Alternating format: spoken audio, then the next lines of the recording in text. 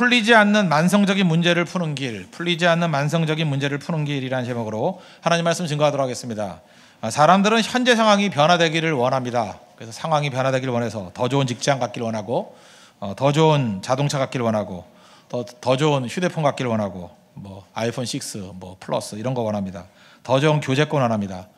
근데 변화가 쉬운 게 아닙니다. 그러다 보니까 힘쓰고 애써도 잘 안 되면은 그 변화할 수 있는 방법이 뭐냐? 떠나는 겁니다. 떠나거나 잠수 타거나. 그래서 이렇게 좀 병적으로 변화를 추구할 때가 있다는 것입니다. 인생 살다 보면은 이해 안 되는 고난 되게 많습니다. 오늘 본문을 보니까 바울과 실라가 감옥에 들어갔죠. 그것도 빌립보 감옥입니다. 이게 사실 이해가 안 되는 건데, 원래 바울은 아시아 쪽으로 가려고 그랬습니다. 근데 하나님의 성령이 막으시면서 나타나셔서 마게도니아 환상을 보여주잖아요. 유럽으로 가라고. 유럽 첫 번째 성이 빌립보거든요. 근데 거기서 감옥에 들어갔습니다. 하나님의 인도하심대로 갔더니 감옥에 들어갔습니다. 또 한 가지는 거기서 직접적으로 감옥에 들어가던 계기가 뭐냐면 귀신 들린 여종이 있었는데 그를 고쳐줬습니다. 그랬더니 주인이 와가지고 돈벌이 막혔다고 감옥에 집어넣은 겁니다. 억울하고 황당하죠. 잘 보세요. 하나님이 인도하신 길입니다. 또 착한 일입니다. 또 좋은 일 했습니다. 근데 결과가 안 좋습니다. 이럴 때 우리는 보통 무슨 생각을 합니까? 이해가 안 됩니다. 또 그 상황을 변화시키기 위해서 발버둥 치고, 또 그것도 안 되면 하나님께 하소연하죠. 이게 뭡니까? 근데 인생이 그렇다는 거예요. 인생 사는 게 이해할 수 없는 고난도 있고 이해할 수 없는 그런 상황이 벌어질 때가 있다는 것입니다. 이거 어떻게 극복해 나갈 것인가? 이때 우리의 태도가 무엇인가? 세 가지로 살피겠습니다. 첫째는 그냥 찬송하라는 거고, 두 번째 그냥 기도하라. 그리고 세 번째 이웃에 대해서 칭찬과 격려를 통해서 밝게 만들어버리라. 그러면 생각보다 쉽게 문제가 다 풀려버린다는 것입니다. 만성적인 문제를 푸는 길, 그냥 찬송하라, 그냥 기도하라, 그리고 칭찬과 격려로 밝게 만들라. 원래 이 말씀의 지침을 따라서 우리 환경을 변화시킬 수 있는 믿음의 종 되기를 바랍니다. 차례도 살피겠습니다. 첫 번째는 변화보다 그냥 찬송하라는 것입니다. 미국 사람인데 짐이라는 사람이 있습니다. 짐이라는 사람이 있는데 그 아버지가 30년 동안 알코올 중독으로 고생하신 분입니다. 그러다 보니까 이제 믿음의 가정이니까 짐 자체도 아버지를 위해서 기도했고, 그 어머니가 믿음이 좋은 분입니다. 그 남편을 위해서 30년 동안 기도했습니다.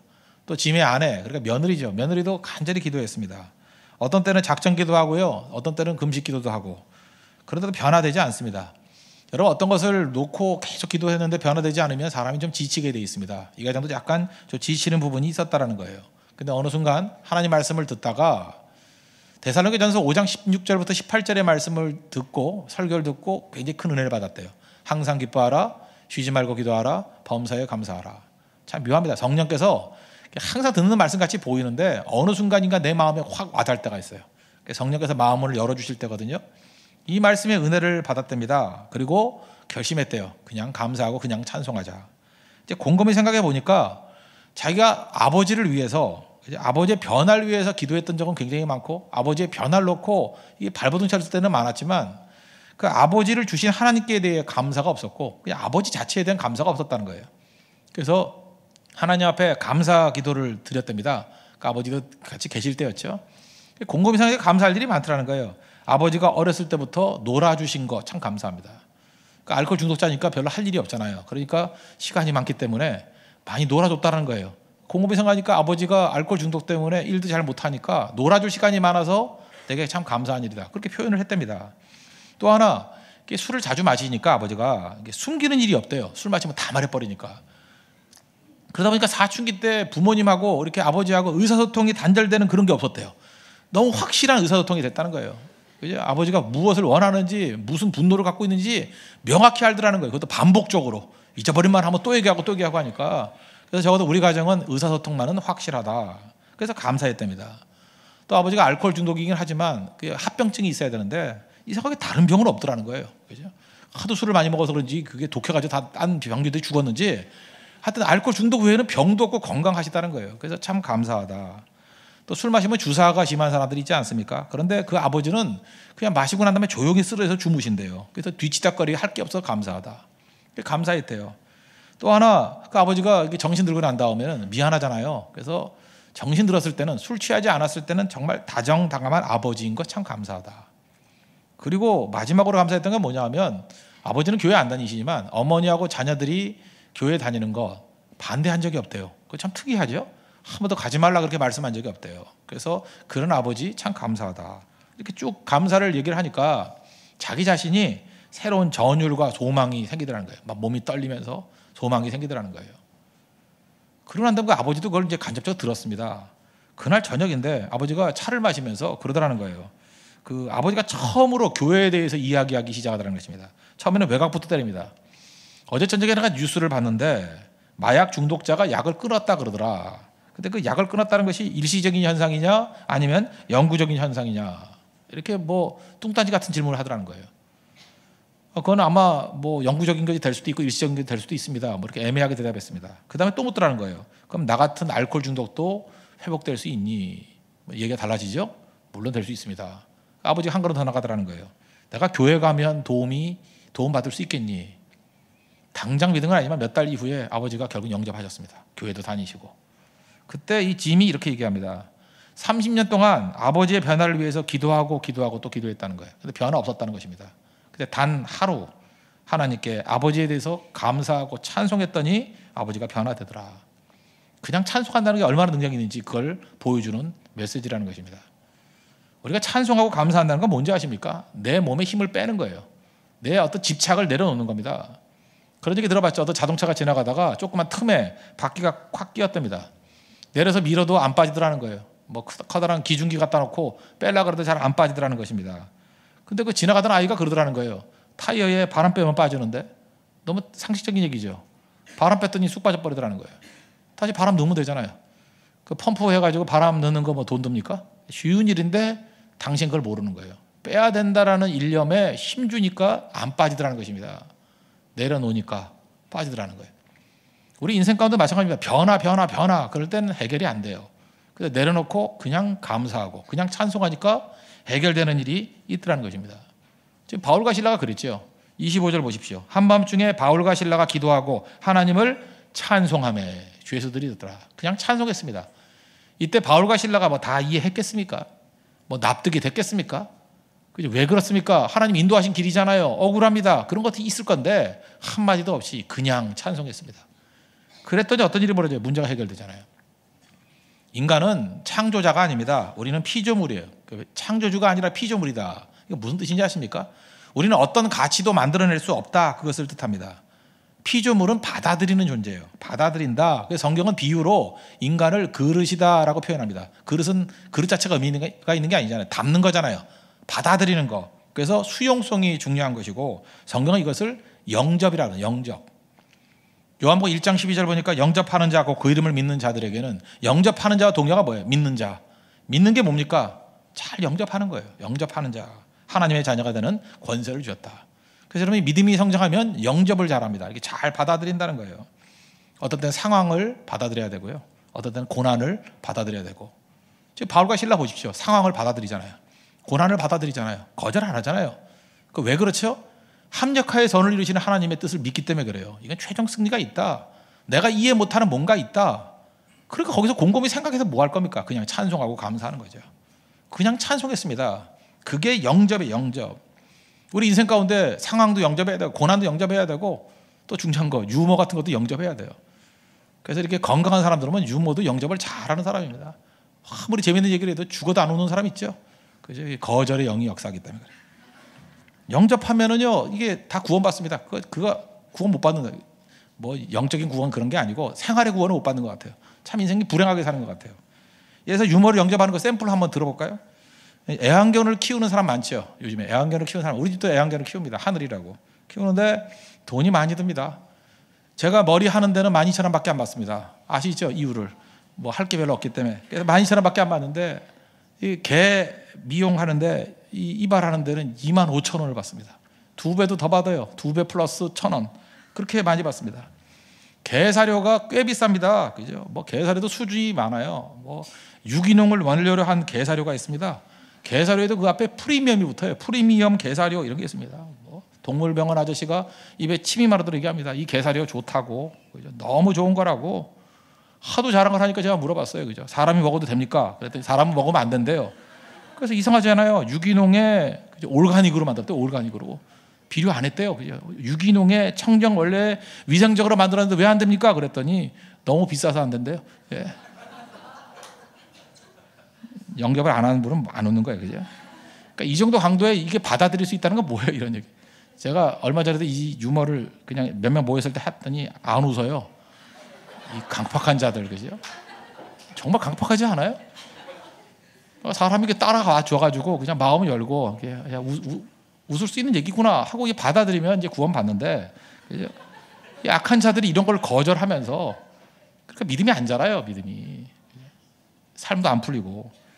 우리 삶의 많은 부분 보세요. 이렇게 상황이나 이런 것들이 하나님께 좋은 거 주셨잖아요. 좀 무장해제하고 받아들이십시오. 받아들일 때 어떤 일이 벌어져요? 26절. 이에 갑자기 큰 지진이 나서 문제 해결되죠. 옥토가 움직이면서 문이 다 열리며 닫혔던 문이 열려버렸어요. 그리고 모든 사람이 메인 것이 다 벗어진지라, 묶여있는 것이 풀리게 되었다는 것입니다. 이게 바로 뭐예요? 문제 해결이죠. 그냥 찬송하고 감사할 때 이런 능력이 임하게 된다는 것입니다.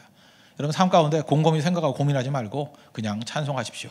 그때에 문제가 해결된다는 것입니다. 두 번째는 원망하지 말고 그냥 기도하라. 이런 상황이 되면 사실 이해가 잘 안 되잖아요. 하나님이 인도하신 길이고 또 좋은 일, 착한 일 했는데 문제가 생기니까 원망이 나오잖아요. 원망이. 근데 감옥에서 원망 안 하고 그가 했던 일이 뭐예요? 기도했답니다. 다시 25절 보십시오. 한밤중에 바울과 실라가 기도하고, 원망 대신에 그냥 기도했다는 것입니다. 기도.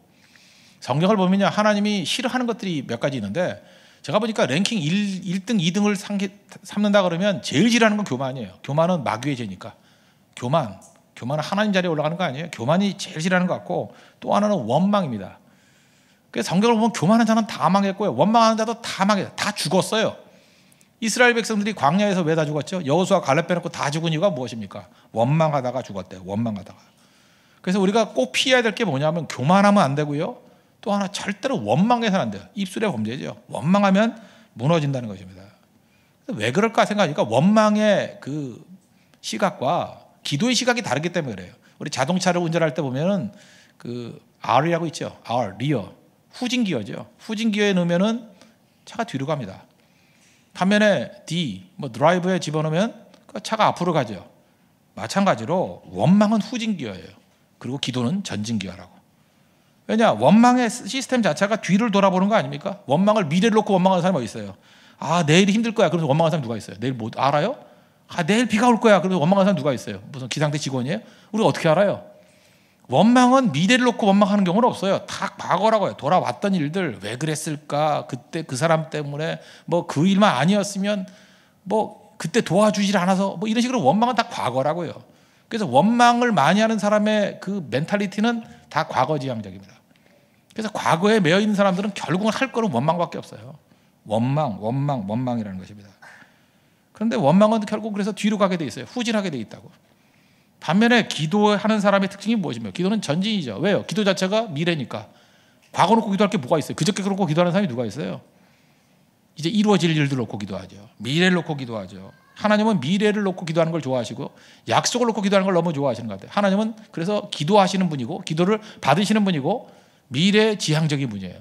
어떻게 할 수 있느냐? 이사야서 43장 19절 보니까 보라, 내가 새 일을 행하리니 이제 나타낼 것이라.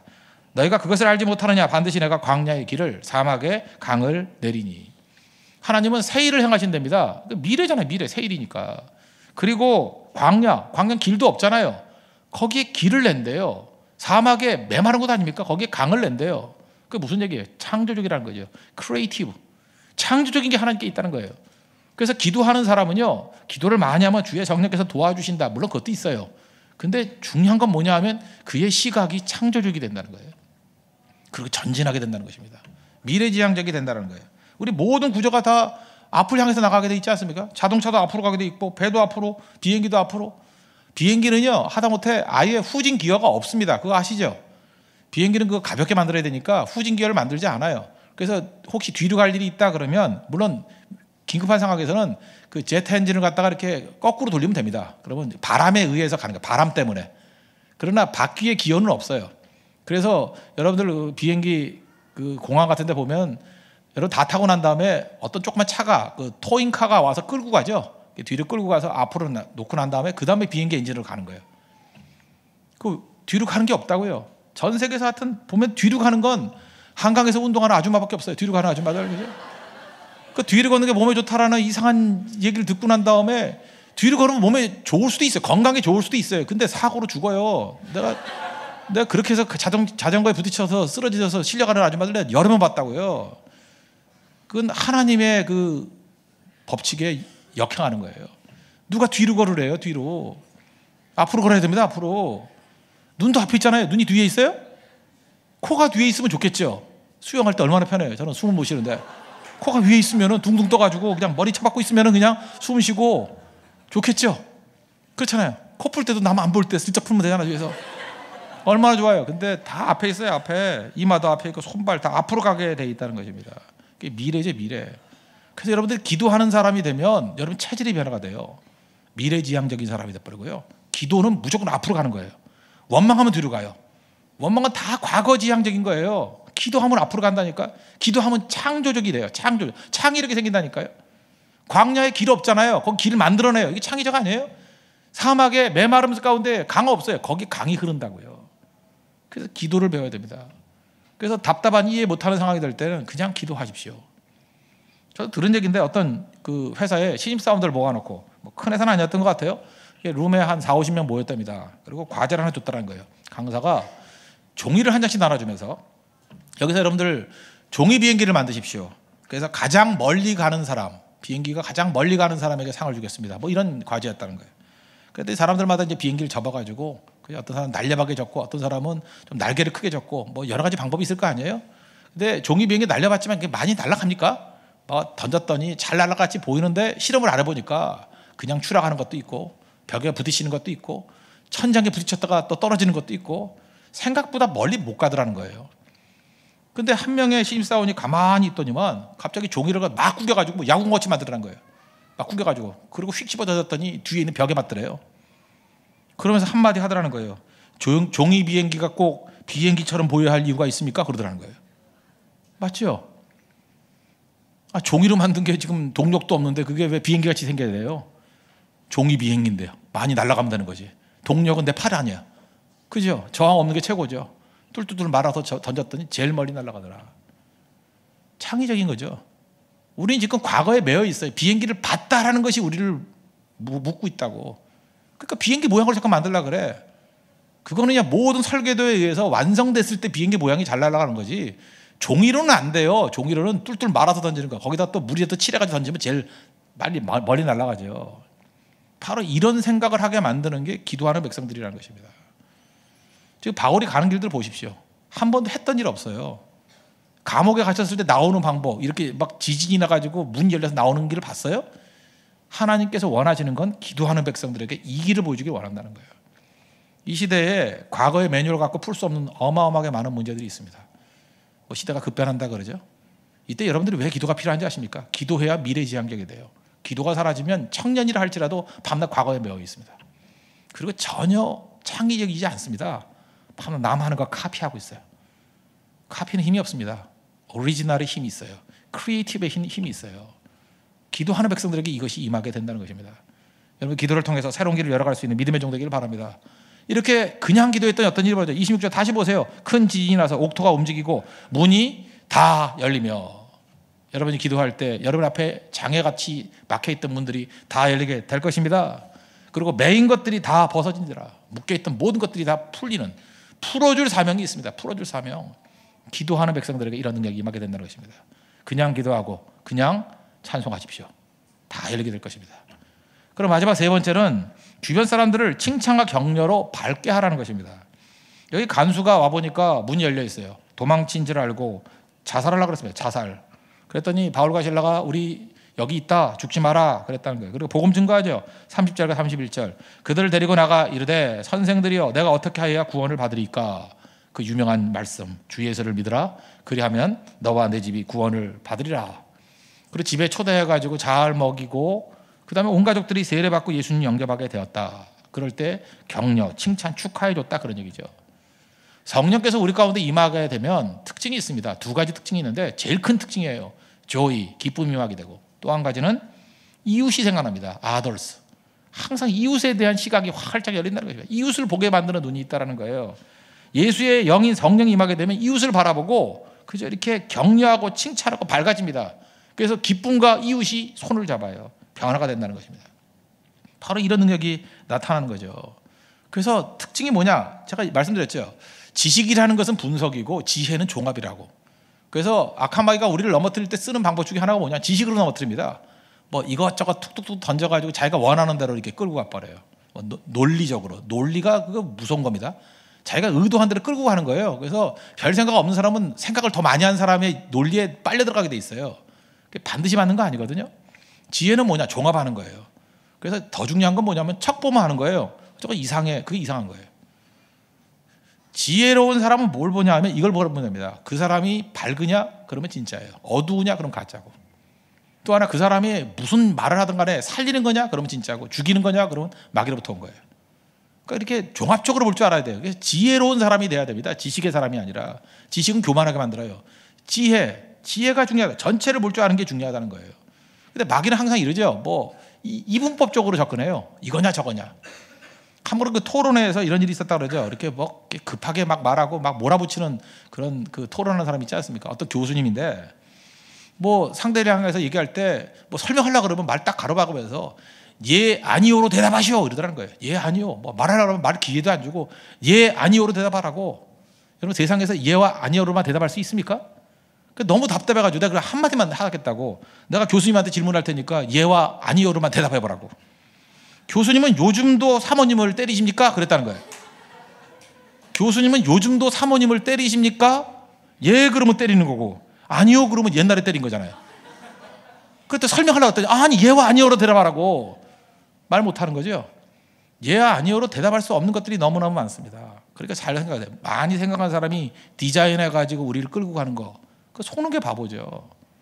그래서 중요한 게 뭐예요? 지혜입니다. 지혜. 종합적으로 볼 줄 아는 거. 그 중에 하나가 뭐냐 하면 밝으냐? 성령이에요. 어두우냐? 그건 세상적으로 온 거예요. 살리는 거냐? 하나님이 영이에요. 하나님이 영은 살리는 거라고요. 근데 저 목적이 죽이는 거냐? 그건 마귀로부터 온 겁니다. 그 눈과 그 지혜를 배울 줄 알아야 된다는 것입니다. 여러분 이제 징계편 했죠. 이제 징계편에서 꼭 필요한 게 뭐냐 하면 살리는 자 돼야 되고요. 여러분 밝은 영성 가져야 됩니다. 밝으면 사람들이 모여듭니다. 겨울철 되잖아요 이제. 그러면 이제 따뜻한 햇볕이 내리쬐거나 밝으면 사람들이 모여들어요. 그늘 같은 데 추우면 사람 다 떠나가 버린다고. 밝은 사람 돼야 되고요. 그다음에 무슨 일을 하든지 살리는 사람 돼야 됩니다. 베드로전서 4장 8절 보니까 무엇보다도 뜨겁게 서로 사랑할지니 사랑의 특징이 뜨거움이에요. 따뜻함이라고. 사랑은 허다한 죄를 덮느니라. 이렇게 덮어주는 거예요. 그죠? 더 따뜻함. 그래서 목적은 뭐예요? 살려주는 거죠. 밝고 살려주는 거. 따뜻함. 이게 있을 때 영혼들이 다 일어서게 된다는 것입니다. 다른 사람의 허물을 커버할 수 있을 때 거기에 능력이 있어요. 우리도 연극 하시는 분들이 좀 있는데 연극 할 때 보면 되게 그 선배들이 주인공 하잖아요. 그리고 신참들은 뭐 청소하다가 청소 끝나면 이렇게 효과음 같은 거 이렇게 내는 거 하잖아요. 근데 어떤 연극 하는데 그 선배가 주연 배우가 돼가지고 강에서 이렇게 뛰어내리는 장면이었대요. 이렇게 뛰어내리는데 그러면 이제 효과음으로 첨벙 하는 소리가 나야 돼요. 근데 그 박자를 놓쳐가지고 실수 소리가 안 났답니다. 그래서 강에 뛰어내린다 그러는데 쿵 소리가 났대요. 쿵. 그러니까 순간에 어색한 정적. 이게 뭐 연극 많이 안 보잖아요. 그죠? 뭐 한 100명에서 200명밖에 없는데 쿵 하고 그냥 뭐 넘어가면 되는데 어색한 정적이 딱 흘렀다는 거예요. 그때 그 주연 배우가 그렇게 얘기했대. 젠장 날씨가 추워서 강이 꽁꽁 얼었구만. 그러더라는 거예요. 그랬더니 이제 관객들도 긴장에 풀면서 박수를 치고 재치 있는 애드립에 찬사를 보냈다 그러죠. 그 사람의 그런 마음이 왜 생긴 거죠? 후배를 덮어주려는 마음. 쿵 났을 때 화가 나가지고 이놈이 오자마자 제정신이 아니야 이렇게 분노가 올라왔다 그러면 절대로 아무 생각 떠오르지 않습니다. 씩씩거리다 너 때문에 망쳤다 그러지. 그런데 그 순간에 이런 재치가 어디서 나온 건지 알아요? 어떻게 하면 후배를 품어줄 수 있을까? 이 어려움에서 쟤를 어떻게 하면 건져줄 수 있을까? 그럴 때 나오는 거예요. 그럴 때 사랑하는 사람이 사랑 있는 사람이 제일 창의적입니다. 제일 지혜로운 사람이 될 수 있다는 것입니다. 그래서 밝은 사람 되십시오. 밝은 사람 옆에 가야 뭔가 새로운 길이 열려요. 밝은 사람 옆에 가야 나도 회복이 이루어진다는 것입니다. 제일 중요한 건 뭐예요? 칭찬과 격려. 잘 보세요. 죽음이란 어두운 그림자잖아요. 자살하려고 그랬잖아요.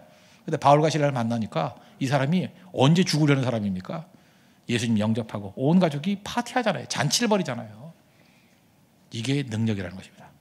우리 새로운 진에서 새로운 팀에서 우리 만날 때마다 모일 때마다 항상 이에 뭐 논지 이런 거 따지지 말고요. 그냥 감사하고 그냥 찬송하십시오. 그 모일 때마다 그냥 기도하십시오. 그리고 언제나 칭찬과 격려와 밝음을 통해서 무너지고 깨졌던 냉랭한 심령들을 살려낼 수 있는 우리 믿음의 종들 되기를 축원합니다. 예, 모두 자리에서 일어나겠습니다.